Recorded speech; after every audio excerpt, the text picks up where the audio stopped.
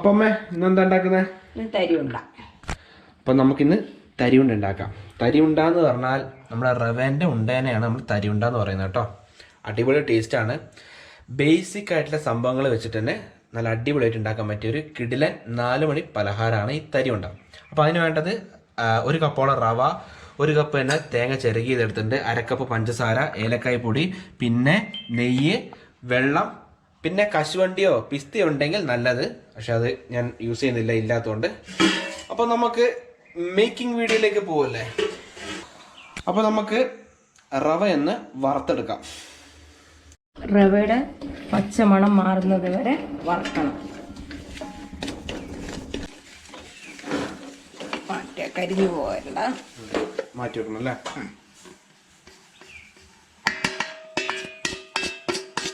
ഇതിലേക്ക് നമുക്ക് വെള്ളം ഒഴിച്ചിട്ട് പഞ്ചസാര തിളപ്പിക്കണം. പഞ്ചസാര 1/2 കപ്പ് പഞ്ചസാര ഇടല്ലേ.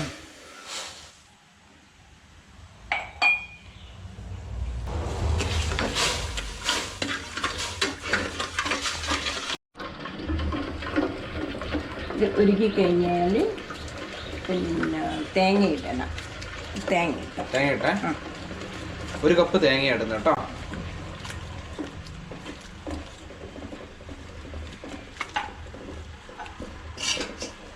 എളുപ്പം ഉണ്ടാക്കാൻ പറ്റുന്നതാണ്. തേങ്ങ ഇട്ട് കഴിഞ്ഞ് ഒന്ന് തിളക്കുമ്പോൾ തേങ്ങ അധികം മൂക്കണ്ട, വേണ്ട, ഈ റവ ഇടണം.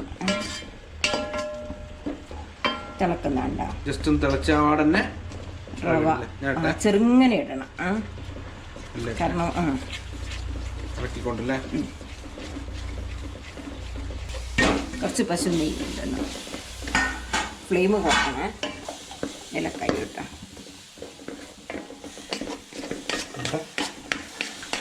ഏലക്കായ ഇട്ടിട്ടുണ്ട്.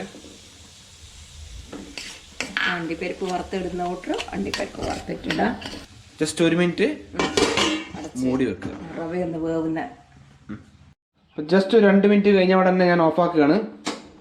പെട്ടെന്ന് തന്നെ ആക്കാവുന്ന ഒരു അടിപൊളി ഉണ്ടയാണ് തരിയുണ്ട, ഇല്ലെങ്കിൽ റവയുണ്ട. നമ്മളൊരു നുള്ളു ഉപ്പിട്ട് കൊടുക്കും. അത് ആ പഞ്ചസാര ഒന്ന് ബാലൻസ് ചെയ്തെടുക്കാൻ വേണ്ടിയിട്ടാണ്.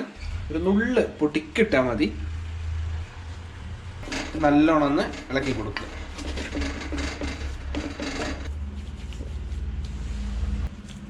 ചൂടോടെ തന്നെ നമുക്ക് ഉരുട്ടി തണുത്തതിന് ശേഷം കഴിക്കാം.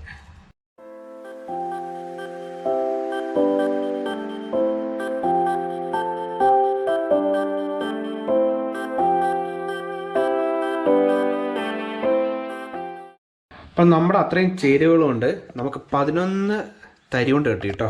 അപ്പോൾ എല്ലാവരും വീട്ടിലെന്തായാലും ട്രൈ ചെയ്ത് നോക്കുക കേട്ടോ ഈ തരിയുണ്ട. അപ്പോൾ നമുക്ക് അടുത്ത വീഡിയോയിലേക്ക് പോവാം. അടുത്ത വീഡിയോ നമ്മുടെ ചെമ്പരത്തി മിൽക്ക് സർബത്തിൻ്റെ വീഡിയോ ആണ്.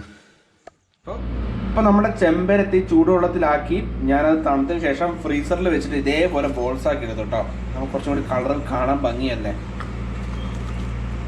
നല്ല രസമുണ്ട്. ഇത് കുറച്ച് പഞ്ചസാര ഇട്ട രീതിയാണ്, കഴിക്കാൻ നല്ല രസം കേട്ടോ. ഇത് ഞാൻ തന്നെ വിചാരിച്ചു ഇത് ശരിക്കും ഇങ്ങനെ വെക്കുന്നതിൻ്റെ കൂട്ടത്തിൽ ഒരു സ്റ്റിക്കും കൂടി വെച്ച് കൊടുത്തിരുന്നെങ്കിൽ ഒരു നല്ല ഒരു ക്യാൻഡി പോലെ കഴിക്കാൻ പറ്റിയ ഐറ്റം.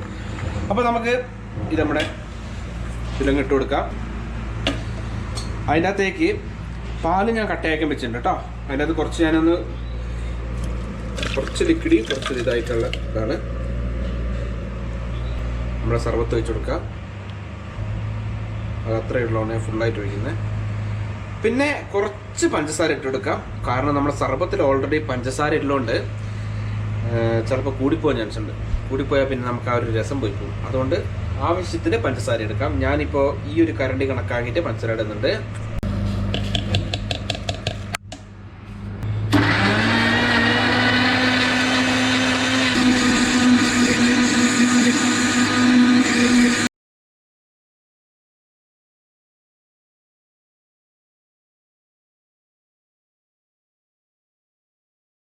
ഞാൻ അതിൻ്റെ മുകളിൽ ബാക്കി വന്ന ഒരു ഐസും കൂടി അങ്ങ് ഇട്ടു കേട്ടോ. അതായത് നമ്മുടെ ചെമ്പരത്തിൻ്റെ ഞാൻ ഐസ് ബോൾ ആക്കിയും കൂടി ഇട്ട് ഒരു ഗാർണിഷിങ് പോലെ, ഒരു ചെറിയ പോലെ ഇല്ല കാണാൻ,